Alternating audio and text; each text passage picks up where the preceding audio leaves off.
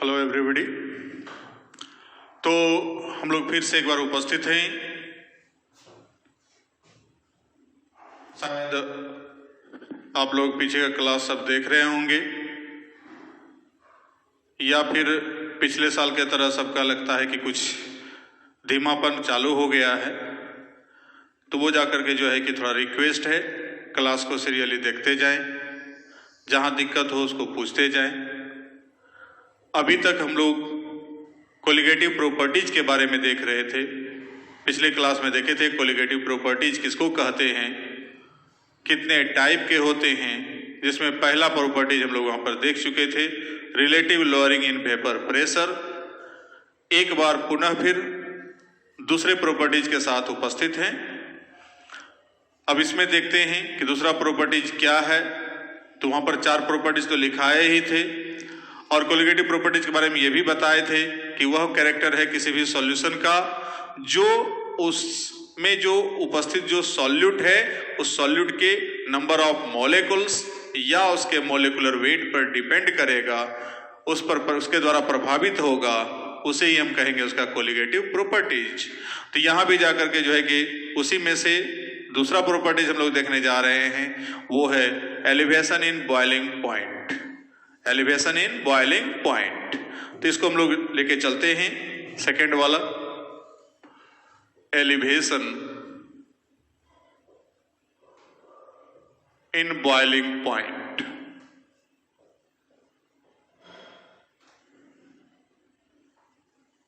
Elevation means increasing, बढ़ना, उन्नयन। Under matric आप ट्रिग्नोमेट्री पढ़े थे वहां पर, तो उन्नयन कोण और अवनमन कोण देखे थे त्रिकोणमिति में। तो उन्नयन मतलब होता है हमेशा इंक्रीजिंग ऑर्डर में, और अवनमन होता है मतलब हमेशा स्लोप मतलब डिक्रीजिंग ऑर्डर में। तो यहाँ पर हमको अवनमन नहीं है, यहाँ पर क्या है, उन्नयन है, अर्थात ये बढ़ते क्रम में है, बढ़ेगा। क्या बढ़ेगा? तो बॉइलिंग पॉइंट। तो पहले बॉइलिंग पॉइंट कहते किसको हैं, तो इसको देखें। तो पहले अभी तक में जो जितना पढ़ चुके हैं 10th 11th जो भी पढ़े हैं, तो वहां तक में आप बॉइलिंग पॉइंट के बारे में इतनी तो बात जानते ही हैं कि that minimum temperature at which any liquid substance starts to boil. वह न्यूनतम तापक्रम जिस पर कोई द्रव पदार्थ उबलना प्रारंभ कर दे उसको हम लोग कहते हैं उसका क्वथनांक या बॉइलिंग पॉइंट। ठीक है, तो वो परिभाषा यहां पर देखते हैं। एक और परिभाषा बाद में देखेंगे, पहले इसको देख लेते हैं। तो पहले देखेंगे boiling point. What is boiling point? तो बॉइलिंग पॉइंट क्या है? तो कहता है that minimum temperature at which any liquid substance starts to boil is called boiling point of that liquid।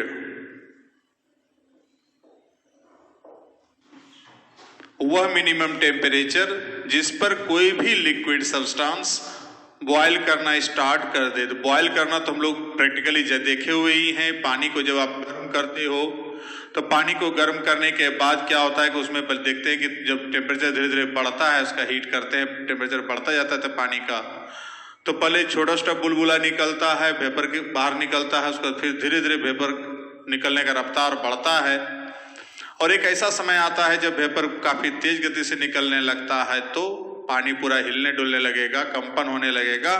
तो वो जो कंडीशन जब स्टार्ट हो गया तो उसके बाद जाकर के जो है कि कहते हैं ये कंडीशन क्या हो गया, बॉयल करना स्टार्ट कर दिया। बॉइलिंग ऑफ एनी लिक्विड, ये घटना कहलाता है बॉइलिंग ऑफ एनी लिक्विड। और जिस मिनिमम टेम्परेचर पर ये पॉसिबिलिटी होता है उस टेम्परेचर को ही हम लोग कहते हैं बॉइलिंग पॉइंट। ठीक है। अब दूसरा परिभाषा हमको यहां पर और देखते हैं, और that minimum temperature at which vapor pressure of any liquid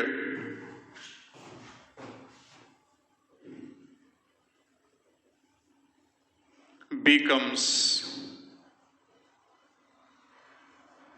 equal to atmospheric pressure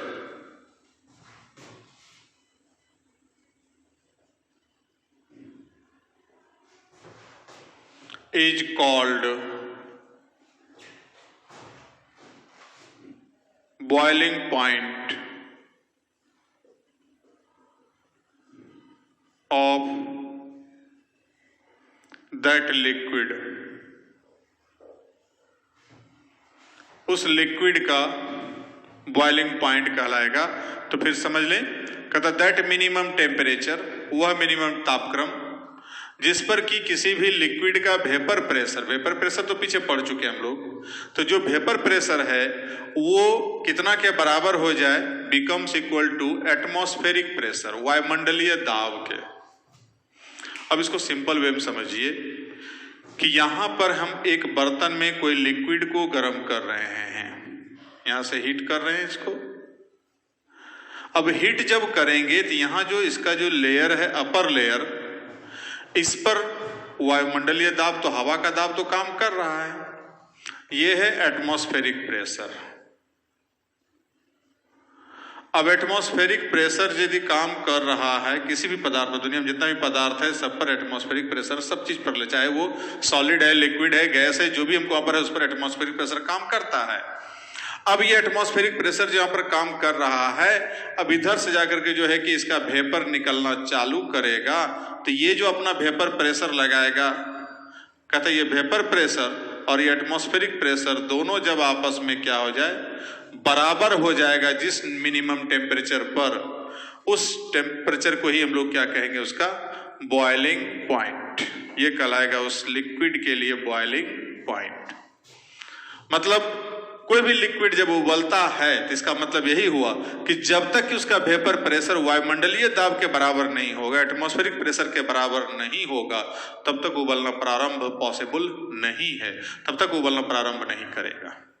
तो इसलिए लिक्विड को उबलने के लिए हमेशा उसका उसका जो वेपर प्रेशर है वो हमेशा एटमॉस्फेरिक प्रेशर के बराबर होना अनिवार्य है, तभी जाके वो उबलना प्रारंभ करेगा। तो इससे ये भी तो निष्कर्ष निकलता है कि जनरली मतलब जब हम बॉयल नहीं कर रहा लिक्विड, तो इसका मतलब है कि बॉयल करने के पहले जो लिक्विड का जो वेपर प्रेशर है वो हमेशा एटमॉस्फेरिक प्रेशर से नीचे ही होगा हमेशा। यदि किसी से कभी भी पूछे कि at normal condition vapour pressure of any liquid becomes, चार choice, equal to 1 atm, greater than 1 atm या स्मॉलर देन 1 atm, तो हम चॉइस मारेंगे smaller than 1 atm normal condition में। और जब कहेंगे कि at boiling point vapour pressure of any liquid becomes, चार choice, equal to 1 atm, less than 1 atm, larger than 1 atm और नन ऑफ दिस कुछ दे दिया, तो हम आराम से कहेंगे। तब वहां पर जब बॉइलिंग कंडीशन में आएगा, बॉइलिंग पॉइंट पर कहेगा, तब वहां पर जाके उसका वेपर प्रेशर क्या होगा, एटमॉस्फेरिक प्रेशर के बराबर होगा। और नॉर्मल कंडीशन में वेपर प्रेशर जब भी किसी लिक्विड का होगा वो एटमॉस्फेरिक प्रेशर से नीचे होगा। तो यहां पर हम लोग इस प्रकार से रिप्रेजेंट कर सकते हैं, that is at boiling point vapour pressure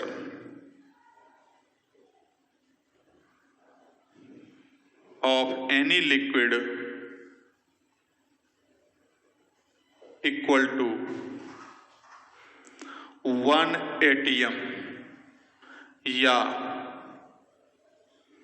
760 mm of Hg या 76 cm of Hg, जो बैरोमीटर में पारा भरा हुआ रहता है उसकी इतनी हाइट हो जाएगी। 760 mm मिलीमीटर में रहेगा तो, और सेंटीमीटर में कितना, 760 cm। तो ये कहलाता है 1 atm। कब? बॉइलिंग पॉइंट पे। बट एट नॉर्मल कंडीशन, माने बॉइलिंग का कंडीशन को छोड़ करके वेपर प्रेशर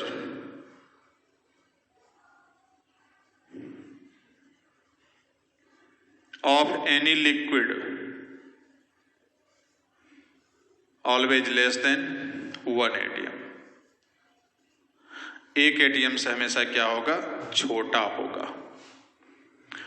तो नॉर्मल कंडीशन में, मतलब बॉयल नहीं कर रहा है, तब उस समय क्या हो रहा है? 1 atm से छोटा है, और जब बॉयल कर रहा है तो 1 atm के बराबर है। तो इस प्रकार से किसी भी लिक्विड का वेपर प्रेशर जो है, ये याद दिमाग में रखना है कि बॉइलिंग पॉइंट आया तो इसके बराबर, और बॉइलिंग पॉइंट से नीचे रहा तो उससे कम रहेगा। जैसे यहां पर हम लोग एग्जाम्पल देखते हैं।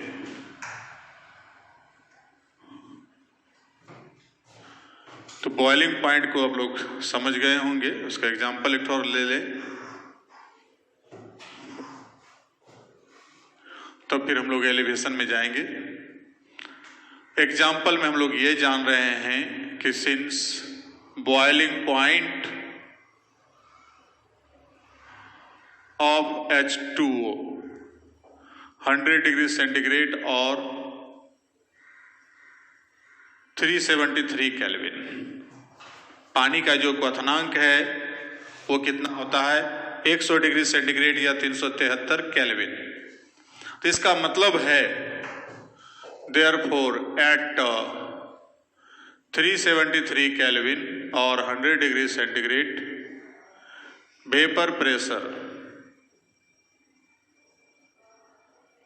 of H2O always becomes equal to 1 atm, but below than 373 Kelvin vapor pressure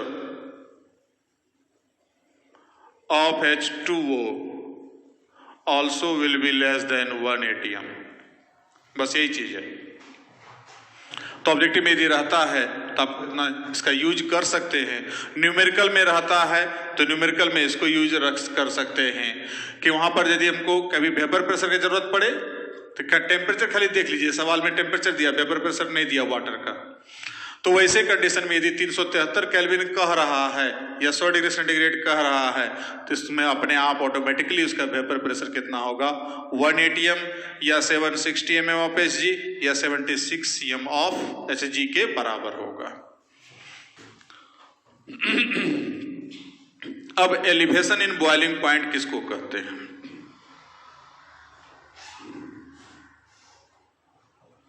यहां तक समझ गए?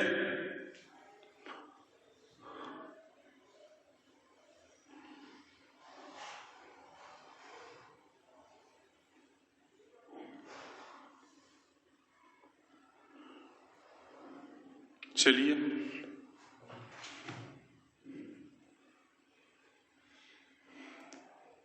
when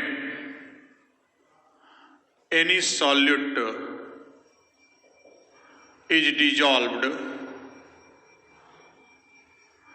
into any solvent, then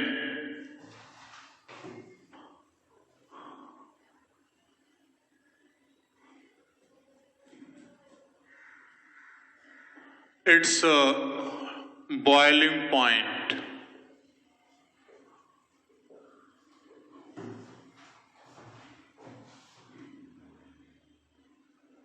increases. This phenomenon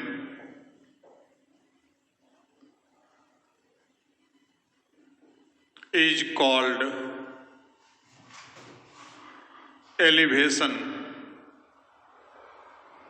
in boiling point.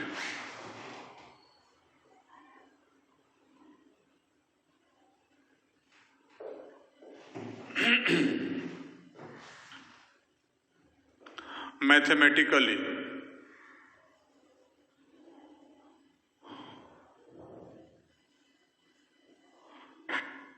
elevation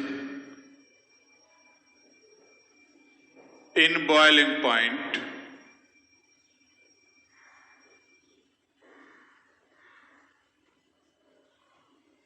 becomes equal to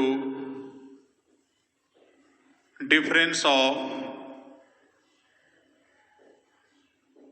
boiling point of solution and boiling point of pure solvent. That is, mathematically इतना होगा, elevation in boiling point equal to boiling point of pure solvent.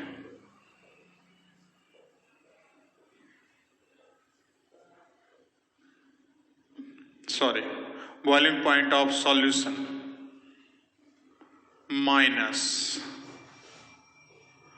boiling point of pure solvent.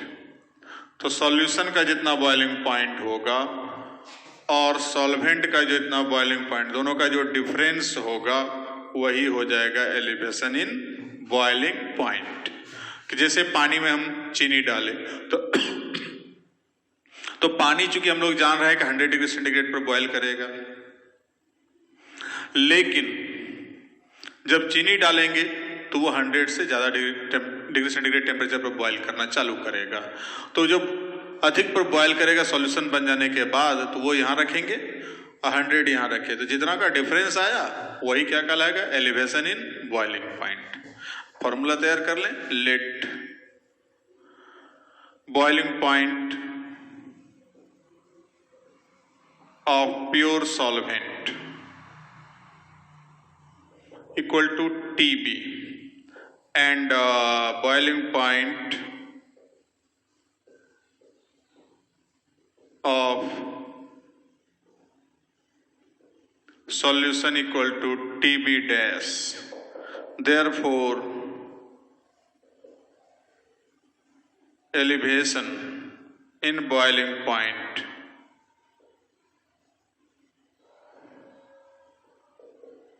equal to TB dash minus TB, और इतना को हम लोग delta TB से denote करते हैं, तो delta TB equal to TB dash minus TB। ये हो गया एलिवेशन इन बॉइलिंग पॉइंट का। अब प्रश्न उठता है यहां पर कि किसी भी सॉल्वेंट में जब सॉल्यूट को मिलाते हैं, सॉल्यूशन जब तैयार होता है तो उसका बॉइलिंग पॉइंट इंक्रीज करता क्यों है, तो इंक्रीज करने के पीछे रीजन क्या है, तो कहता रीजन क्लियर कट है, हम लोग पिछला टॉपिक में जान चुके हैं जब हम लोग देख रहे थे लोअरिंग इन वेपर प्रेशर, और वहां पर बताए थे कि किसी भी सॉल्वेंट में जब सॉल्यूट को डिसॉल्व करेंगे तो सॉल्यूशन जो प्राप्त होगा उसका वेपर प्रेशर तो घटेगा। अब वेपर प्रेशर जब घटेगा तो हम ये भी तो जान रहे हैं, जब उसके फैक्टर में देख चुके हैं कि वेपर प्रेशर टेम्परेचर का डायरेक्टली प्रोपोर्शनल है, टेम्परेचर बढ़ेगा तो वेपर प्रेशर बढ़ेगा। तो इसका मतलब है कि वेपर प्रेशर कुछ था, सॉल्वेंट को जैसे सॉल्वेंट में सॉल्यूट को मिला वेपर प्रेशर घट गया, अब उसके वेपर प्रेशर को फिर बढ़ाने के लिए हमको उच्च तापक्रम पर गर्म करना ही पड़ेगा, तो इसलिए टेम्परेचर हमको ऑटोमेटिकली बढ़ जाएगा, उसका बॉइलिंग पॉइंट भी क्या हो जाएगा, बढ़ जाएगा। तो इसलिए यदि पूछता है कि किसी भी सॉल्वेंट में जब हम किसी सॉल्यूट को मिलाते हैं तो उसका बॉइलिंग पॉइंट इंक्रीज करता है, व्हाई, क्यों, तो हम उसको बता सकते हैं कि हम लोग ये जान रहे हैं कि जाकर के जब किसी भी सॉल्वेंट में सॉल्यूट को डिजोल्व करते हैं तो जो भी सॉल्यूशन प्राप्त होगा उसका वेपर प्रेशर तो डिक्रीज करता है, जिसको हम लोग कहते हैं लोअरिंग इन वेपर प्रेशर। अब वेपर प्रेशर जब डिक्रीज कर गया तो हम ये भी जान रहे हैं कि वेपर प्रेशर जो है टेम्परेचर का डायरेक्टली प्रोपोर्शनल है, अर्थात टेम्परेचर बढ़ेगा तो वेपर प्रेशर बढ़ेगा। तो वैसे स्थिति में हमको वहां पर वेपर प्रेशर बढ़ाने के लिए टेम्परेचर को बढ़ाना पड़ेगा, जिसके परिणाम स्वरूप उसका बॉइलिंग पॉइंट भी ऑटोमेटिकली बढ़ जाएगा।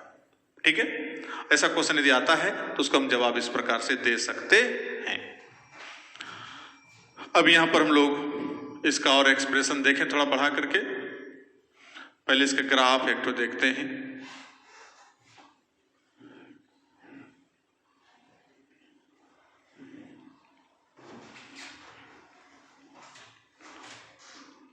ग्राफ देख करके तब एक्सप्रेशन देखेंगे। It can be represented by following graph.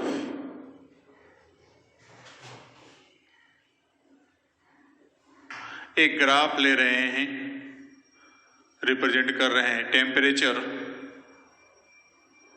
Versus vapour pressure.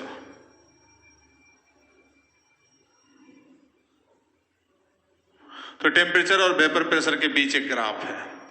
अब यहां पर इनिशियली वेपर प्रेशर 0 है और कुछ यहां पर हो गया 1 atm, तो ये बैरियर है, बैरियर लाइन। अब सपोज कीजिए, जस्ट अभी तुरंत बताए कि एक नॉर्मल कंडीशन पर किसी भी लिक्विड का वेपर प्रेशर हमेशा 1 atm से कम रहेगा। तो यहाँ पर जैसे मान लीजिए एक सॉल्वेंट लेते हैं, उसका वेपर प्रेशर कुछ है, अभी रूम का टेम्परेचर मान लीजिए 40 डिग्री है, तो 40 डिग्री पे इसका वेपर प्रेशर कुछ भी यहाँ पर आ रहा है। अब इसको यदि हम गर्म करेंगे, टेम्परेचर बढ़ाएंगे, तो वेपर प्रेशर बढ़ेगा और कभी न कभी यहाँ आगे मिलेगा। तो जहां पर मिला वो टेम्परेचर को यदि इसके साथ मिलाते हैं तो यही हो गया TB फॉर सॉल्वेंट। अब इस सॉल्वेंट में किसी सॉल्यूट को डालेंगे तो इसका वेपर प्रेशर और डिक्रीज करेगा, नीचे चलाएगा। अब इसको जब गर्म करेंगे तो फिर ये जाकर के कहीं न कहीं जाकर यहाँ पर मिलेगा।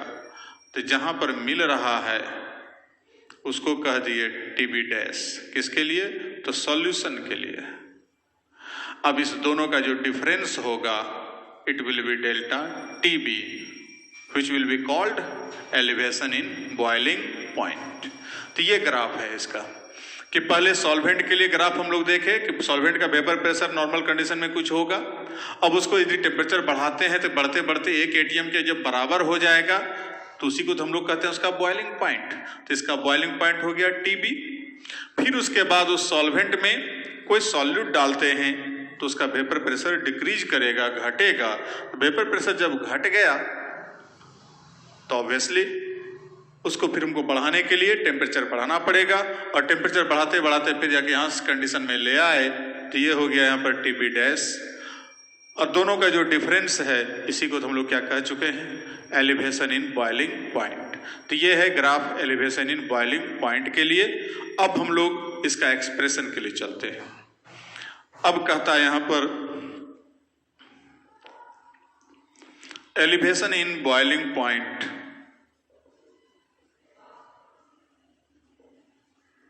Is directly proportional two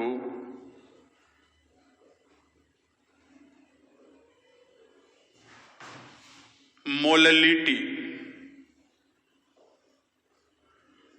of solution. Solution के मोलैलिटी का डायरेक्टली प्रोपोर्शनल है। ये एक लॉ हो गया एक लाइन का।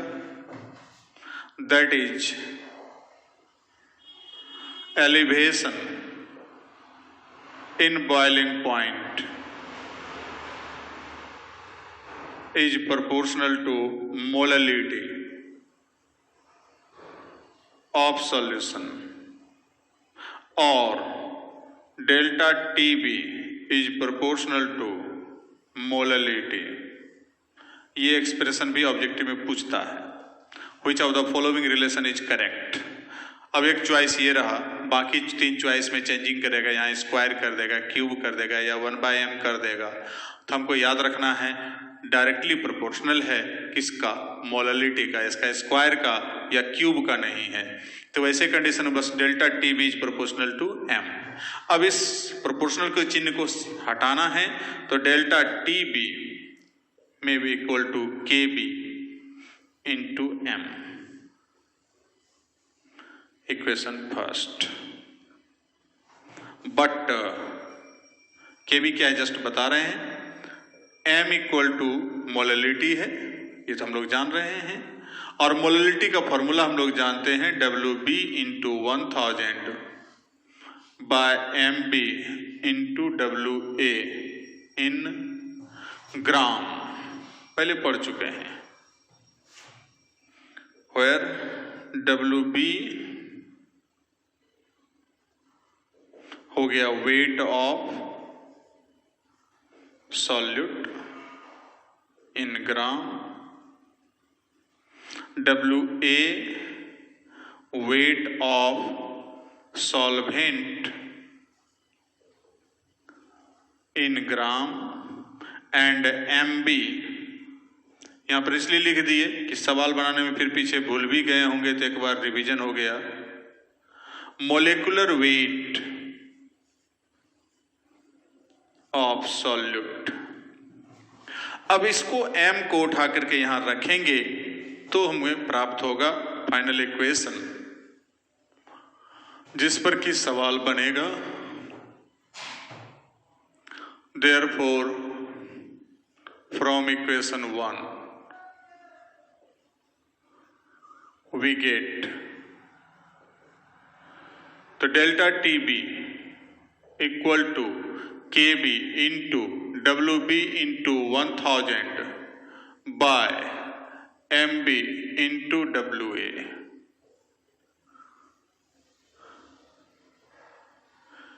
इक्वेशन 2 फ्रॉम दिस इक्वेशन, इस इक्वेशन से हम लोग क्या पाते हैं, तो डेल्टा टी बी और एम बी के बीच में जो रिलेशन है वो 1 बाय एम बी इनवर्सली प्रोपोर्शनल है यहां पर एम बी का। So we find that elevation in boiling point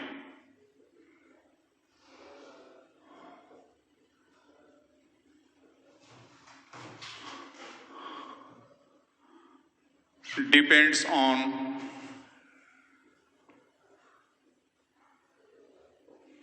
molecular weight of solute। तो सॉल्यूट के मोलिकुलर वेट पर तो निर्भर कर रहा है, हम लोग समझ रहे हैं, यहां पर दिखाई पड़ रहा है कि सॉल्यूट का मोलिकुलर वेट mb है, उस पर निर्भर करता है, और उस पर जो निर्भर करता है उसी को तो हम लोग क्या कहते हैं, colligative properties, which proves that, यह साबित करता है कि delta T B is an example of colligative properties. Okay, ये साबित करने भी आएगा तो साबित भी हम लोग कर सकते हैं। क्वेश्चन आता है, what do you mean by elevation in boiling point and also find its expression.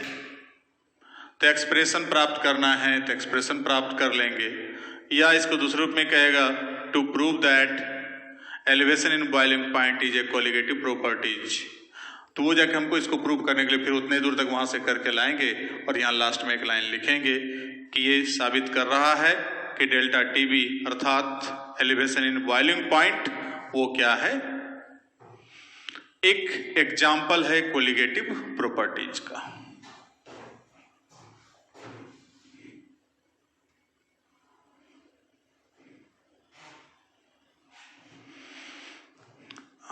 अब यहां पर हम लोग के बी क्या है, तो के बी को देख लें एक बार। where Kb equal to molal elevation constant, इसका मान फिक्स है RTB² bye 1000 into LV। R क्या है? तो गैस कांस्टेंट जो केमिकल काइनेटिक्स में भी बताए थे, इसका मान 0.0821 ATM लीटर पर मोल पर केल्विन, या SI यूनिट में 8.314 जूल पर मोल पर केल्विन, और कैलोरी में 1.99 और 2 कैलोरीज पर मोल पर केल्विन। ये R का मान था। TB हम लोग अभी जस्ट देखे हैं कि boiling point of pure solvent. LV क्या है? तो ये फिजिक्स का टॉपिक है, लेटेंट हीट 11th का, लेटेंट हीट ऑफ वेपोराइजेशन। किसका? तो सॉल्वेंट का, घोलक के वाष्पीकरण की गुप्त ऊष्मा। तो ये सब चीज डाटा दिया रहेगा तो केबी का मान निकाल लेंगे, या केबी का मान डायरेक्ट, हालांकि अधिकांश सवाल में केबी का मान डायरेक्ट दिया रहता है तो हमको इतना करने की जरूरत नहीं है, लेकिन यदि नहीं दिया रहे तो हम केबी का मान ज्ञात कर सकते हैं। अब उसके बाद जो भी होगा उसको हम वहां पर केबी का मान रख करके तब सवाल को सॉल्व कर सकते हैं। अब यहाँ पर एक एग्जाम्पल दे देते हैं सवाल का, और उसके बाद तब फिर अगले क्लास में देखेंगे numericals.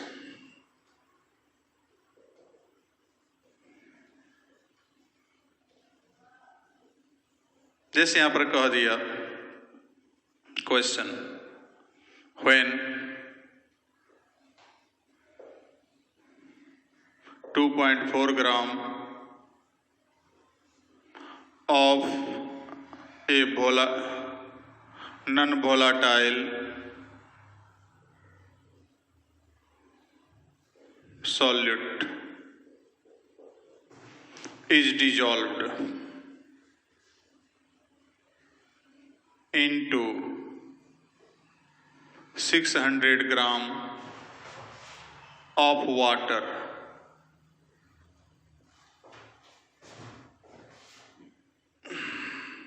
then boiling point of solution becomes 373.4 Kelvin, 45 Kelvin. Now calculate molecular weight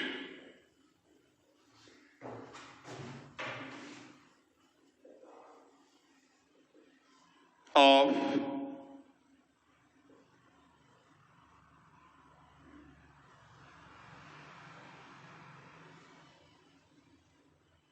solute Kb equal to 0.512 कर दे दिया मान ली थोड़ा देर के लिए। अब हमको यहाँ पर कैसे सवाल बनाएंगे, तो केबी का मान जब दे दिया तो हमको इस फॉर्मूला का तो यूज है नहीं। अब इसका सॉल्यूशन देखते हैं।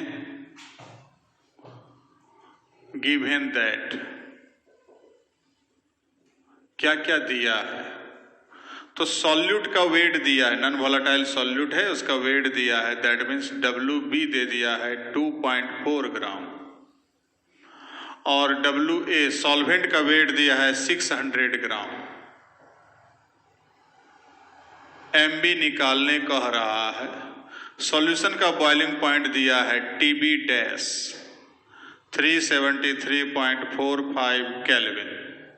अब हमें TB नहीं दिया है, लेकिन यहाँ पर वाटर दिया है, यहाँ लिखा है वाटर, तो वाटर का बॉइलिंग पॉइंट अपने याद रखना पड़ेगा 373 केल्विन। तो इसलिए डेल्टा टीबी तो पहले निकाल ही सकते हैं, टीबी डैश माइनस टीबी, अब टीबी डैश 373.45 अब माइनस 373 तो 0.45 kelvin. Again delta T B equal to K B into W B into 1000 by M B into W A. अब डेल्टा टीबी का मान यहाँ मालूम है 0.45, K B 0.512, W B 2.4, 1000, M B निकालना है और डब्ल्यू ए है 600।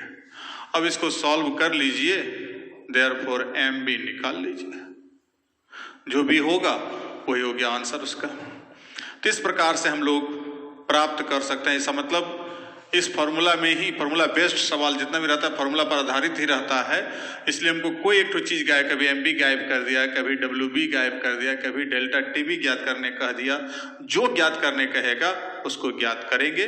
फिर से एक बार रिक्वेस्ट है पिछले कल के क्लास की तरह कि सवाल को बनाना है, जितना भी हो सके अधिक से अधिक सवाल बनाइए और पूछिए, ठीक है। नहीं, थैंक्स आप लोगों का, अपना कीमती वक्त दे रहे हैं इस कोरोना पीरियड में। Again thanks.